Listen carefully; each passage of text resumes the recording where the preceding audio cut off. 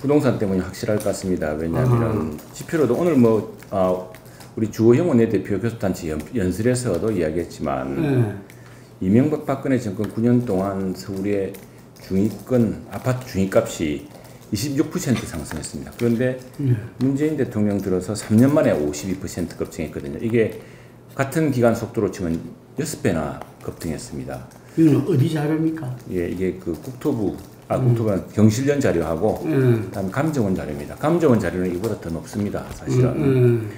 그런데 대통령께서는 최근에 국회 개원 연설에서 국제적 유동성이 많고 또 금리가 싸서 그랬다 그러는데 세계 어느 나라도 이렇게 한 도시에서 부동산 가격이 급등한 적이 없습니다. 이게 어떤 거냐면 제가 사실은 2009년에 워싱턴 특파원을 하다가 그 여름에 그러니까 꼭 11년 전 여름에 귀국했는데 그 당시가 이제 이명박 대통령 때였죠. 그때는 서울에 이제 재개발로 놓은 아파트가 많아가지고요. 34평, 32평형 신축 아파트들이 강동구나 송파구나 굉장히 쌌습니다. 지금은 뭐 그 아파트 전체 가격이 그 10몇 억씩 가거든요. 제가 사실은 대표적으로 고통받고 있는 사람입니다. 저는 강북에 조그마한 아파트가 하나 있고 이제 그걸 전세 주고 저도 이쪽 송파구와 강동구에 전세로도 살고 있었는데 지금 이번 겨울에는 전세값을 감당할 수 없어가지고 나와야 하는데 어디로 가야 될지 정말 암담합니다. 이게 심지어 20년이 넘게 직장 생활을 맞벌이를 해오고 또 둘 다 어떻게 보면 번듯한 직장이 있는 부부도 물려받은 재산이 없어서 이렇게 어려운데 일반 서민들이 또 오죽하겠습니까? 특히 20대, 30대 서민들이 이제 내 집을 마련할 기회를 완전히 잃어버린 거잖아요. 더 큰 문제는 세입자조차 지금 쫓겨나게 생겼습니다. 지금 저 같은 경우도 마찬가지죠. 이 가파르게 오른 전세값 상승 때문에 그 임대료를 감당할 수 없게 됐거든요. 이게 왜 그랬느냐? 이게 이제 부동산 정책의 실패 아닙니까? 그러니까 이전 정부도 그랬다 하지만 이전 정부에서는 이렇게 집값이 오르지 않았고 이명박 정부 때는 집값이 오르게 내렸습니다. 그래서 우리 이제 공급이 물량이 많아서 그랬던 것 같은데 그 제가 개인적으로 느낀 경험과도 똑같습니다. 아파트 가격 처음에 제가 강동구에 특파원 귀국해서 32평형 새로 지은 아파트에 2억 5천인가를 주고 제가 그때 들어갔었어요. 근데 그게 조금씩 올랐지만 최근에는 잠실에 있는 아파트 같은 경우에 이게 지금 아파트 전세 가격이 30평에 10억을 넘습니다. 이 감당할 수가 없죠. 지금 뭐 대부분은 사실 민주당의 실정 그리고 문재인 대통령 정부에 대한 국민의 분노와 실망감이 이 나온 것이고 1차적인 요인이겠죠.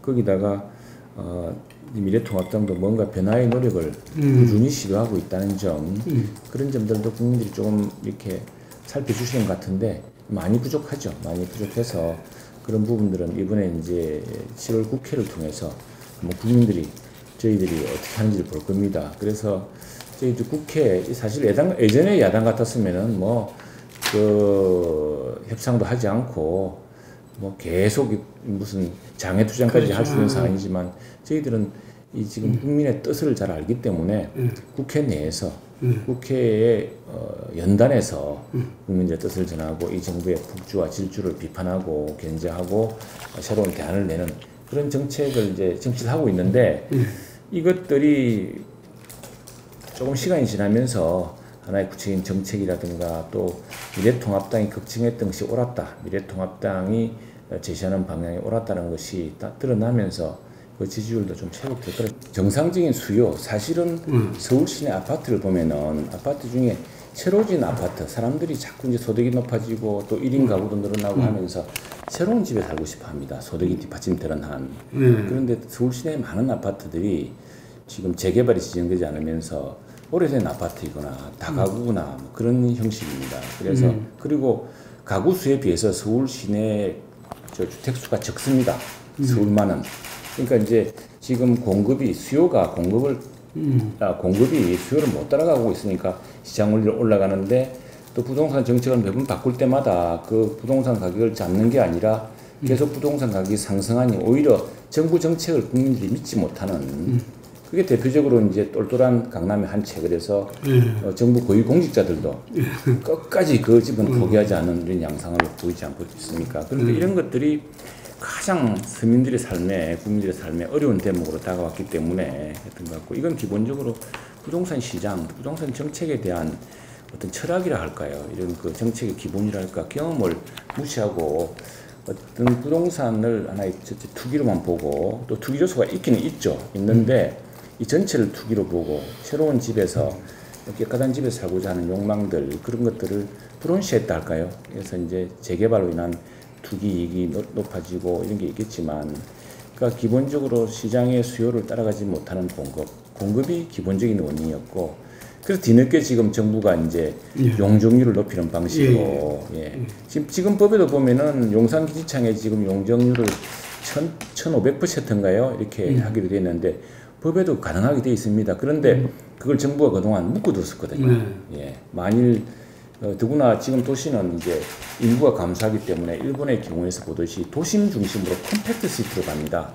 그런 식의 재개발을 통해서더라면은 도심 가까운 곳에, 그러니까 집을 저 외곽에 짓는다고 사람들이 외곽으로 살 수는 없는 거거든요.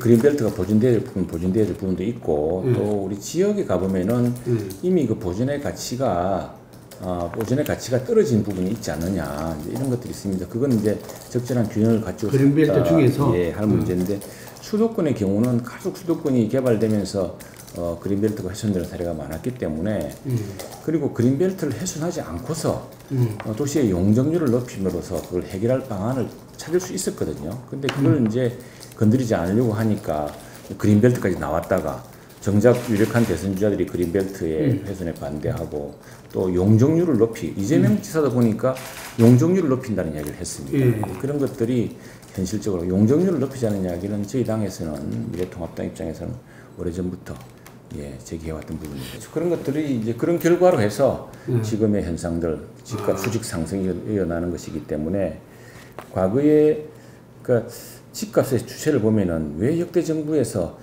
유독 민주당 정부 시절에 이렇게 집값이 폭등하는 양상이 되풀이 되는가?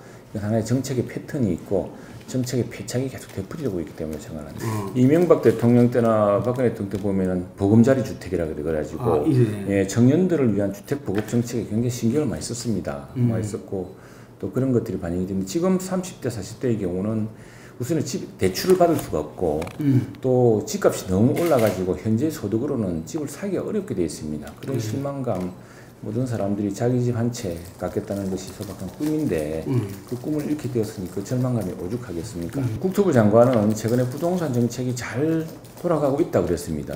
그래서 사람들이 반문하기를, 도대체 집값이 얼마까지 올라가야 그런 이야기를 멈추겠느냐.